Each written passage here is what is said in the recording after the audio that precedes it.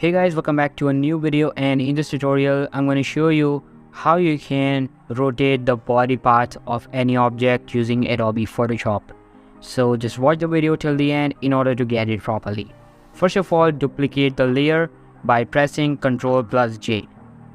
Once a layer is duplicated, now select the first layer and click on Remove Background. And you can see our object is separated from the image. And now what you're gonna do, you're gonna go and select the mask which we have created.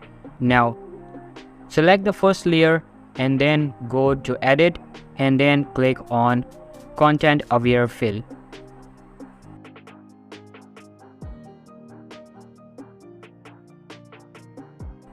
After that, hit OK and you can see our object is removed from the picture.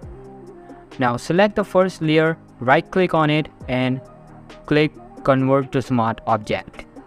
Once you are done, now go to Edit panel again and choose Puppet Warp. Now just place the points around the object. And using these points, you can easily rotate your object. You can see. So this is basically how you can rotate body parts in Adobe Photoshop. So all for today's video guys, make sure to give this video a thumbs up, subscribe to our channel. Thank you so much for watching.